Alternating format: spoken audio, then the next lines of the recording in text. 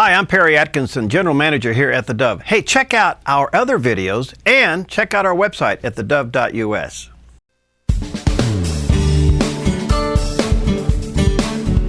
Welcome back. What a great honor to have back with us today Dinesh D'Souza. He's a professor, author, former policy analyst in the Reagan White House.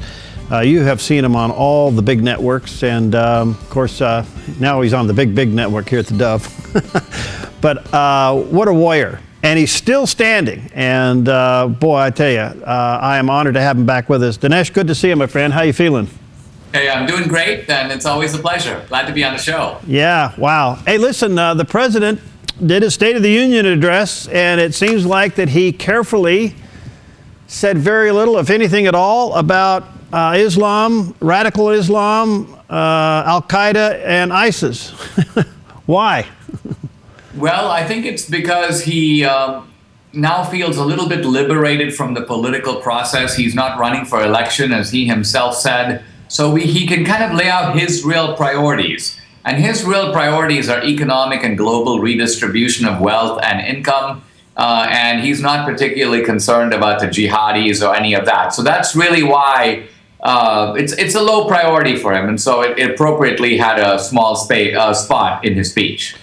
Well, it continues to escalate, at least ISIS does, in these cell groups. We saw what happened in France a couple of weeks ago, and we didn't even have the decency of sending a high official over there to represent us. Do you think that was deliberate? Well, deliberate, not in the sense that they sat down and said, let's send a statement that we're not going to be there, but deliberate in the sense that it's a true reflection of the relative indifference with which the Obama administration treats the jihadi threat. Remember that he's been reluctant to even call it Islamic radicalism. And he tends to look at this as just lawlessness. So I guess when he read the newspaper about what happened in France, he just thought, okay, well, a bunch of lawless guys are doing lawless stuff. And this can't be traceable to Islam. It's not traceable to anything global that we in America need to worry about. You know, it's amazing. I wonder if even in America, even the Christian community in America understands this and has a grasp on it. I think we think that it's a part of Islam, but we're having a hard time making the connection, and yet the so-called moderate Muslim doesn't seem to be denouncing this. So we haven't really processed this well as people of faith in America. Well, the phrase Islamic radicalism is actually a recognition that these radicals don't represent all of Islam, that they are kind of a sect or a wing within Islam. They interpret Islam in a radical way, and they use Islam as a justification for terrorism. So you think the Obama administration should be fine with that, because it's no effort to impugn Islam as a whole. It makes a careful demarcation between Islam in general and specifically these Islamic radicals. But apparently even that is too much for them. They don't want the word Islam used in the context of this kind of radicalism and terrorism. All right, but every country in the world that has a large Muslim population and Islamic population is under threat. Why isn't the so-called peacemaking part of that religion pushing back? Well, I don't fully know the answer to that. I have some theories about it. I wrote a book about it some years ago called The Enemy at Home. But I think one important thing for Americans to realize is that peculiarly Christians and conservatives are now the custodians of what can be called the true liberal tradition, which is to protect free speech, openness, to make people not afraid to be able to say things. Ironically, secular liberals, who you would think would be the guardians of free speech, have actually proved to be a very weak-kneed because they tend to look at Islam as part of multiculturalism. The Muslims are a minority. They need to be protected, not castigated or criticized. Well, what we saw in France and the pushback in France, France being as liberal and open as it is, they've got to be rethinking their position on this.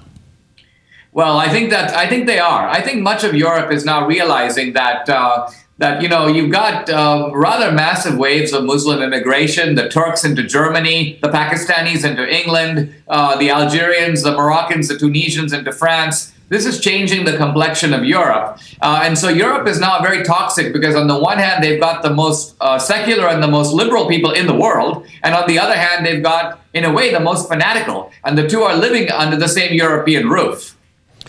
Well, back to the president, Dinesh. Why is the president seemingly so ambivalent on this, or he goes out of his way not to be offensive? It almost appears he is overprotecting them instead of defining the problem. I think my view of this is that Obama is not a secret Muslim.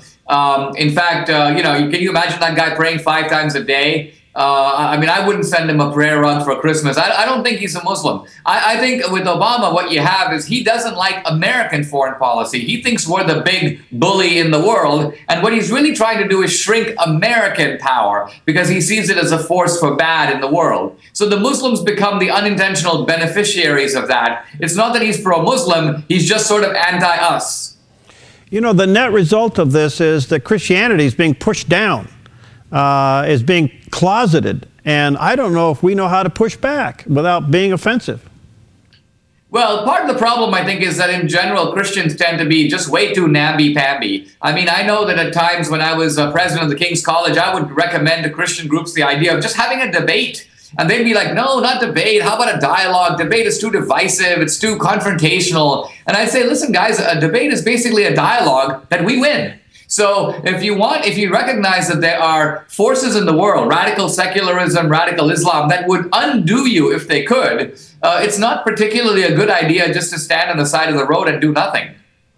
You know, that statement could be applied even to the social issues for abortion, which is today Roe versus Wade, and even on the traditional family. Let's have the debate. Yeah, and it's also important for Christians to realize that there is a way to have this debate. In other words, in the gay marriage debate, for example, it's really important to be able to persuade people to come over to your point of view. Merely quoting the Bible, there's nothing wrong with quoting the Bible, but merely quoting the Bible doesn't reach people who don't accept the authority of the Bible to decide these questions. Wow.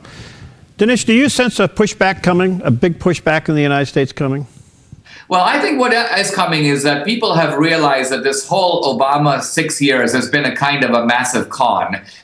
It was beautifully packaged. It appealed to the best instincts of the American people. A lot of us went along with it at the beginning thinking there's something kind of noble about this. But what's really noble is that America has come a long way with race relations. Obama, on the other hand, was able to use this capital in a way to move us in a direction that I don't think most Republicans or Democrats really wanted to go. All right, with the change in Congress, do you have any confidence that the incoming crowd will actually do what they were elected to do, or will they succumb to the pressure? No, I think this will embolden the Republicans to now have both houses of Congress. In some ways, I can understand why those guys would be wimps when they have only one house, because the Senate was Democratic, the presidency was Democratic, the Supreme Court kind of hanging in the balance. But now I think they will feel stronger. Now remember, Obama remains the czar, the commander-in-chief in foreign policy, and the Republicans, there's a limited amount as to what they can do. But in domestic policy, they can certainly tie that guy up, and I certainly hope they do. What do you think about John Boehner inviting Prime Minister Netanyahu to speak? Fantastic idea. Because the last time he spoke, he really brought the house down on a joint session. I mean, he's an incredible, passionate speaker. Well, he's one of these guys where you listen to him and you go, why can't we have that kind of a guy here? Where's that? Why don't we have that kind of a guy running for president against Hillary or whoever the Democrats put up? For some reason, the Republicans have, for the third or fourth time in a row, no ability to field a serious field of really qualified and sort of candidates that fill you with excitement. Yeah, excellent. Well, what's next for you? What are you working on? Oh, I'm busier than can be. I mean, I'm going to want to do a big film for the election year of 2016 to come out in the summer of 2016. I'm also tipping my toe in the water of feature films because I realize, Hollywood sends its messages not just through documentaries. The big guy in Hollywood is not Michael Moore, it's Oliver Stone or Steven Spielberg. So there's no reason not to enter into storytelling as a way to offer a different menu than the values promoted by Hollywood today. I am thrilled to see you do that because I think we believers need to not only be present in that arena, but quite frankly, use it to the best of our advantage to advance the gospel. There's no question about it. And I think it's less of a need to make, you might say, conservative movies or Christian movies. What you really want is good movies that have those themes baked into them. The themes emerge organically from the story. That's terrific, and the best to you. You know, we applaud you in doing that. Well, thanks for your time. I know you're busy. I wanted to just squeeze in a few moments with you, and again, get your response to the State of the Union. Hang in there, pal. I know you've been through some tough times, but you're still standing, and a lot of people are praying for you. I appreciate it. Thank you very much. All right. God bless. We'll be right back.